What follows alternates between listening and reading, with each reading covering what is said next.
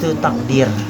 Takdirnya harus meninggal begitu, dan Allah mencintainya. Jadi pihak keluarga. Ketabahan ayah Amanda, mahasiswi UIN RF Palembang yang meninggal usai terjatuh di kamar mandi kosan.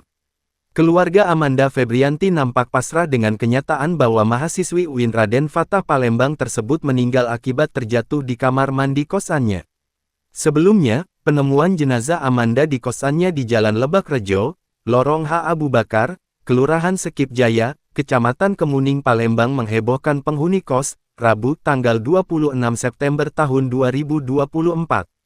Mahasiswi 20 tahun tersebut diketahui merupakan warga Desa Beti, Kecamatan Indralaya Selatan, Ogan Ilir, Sumsel.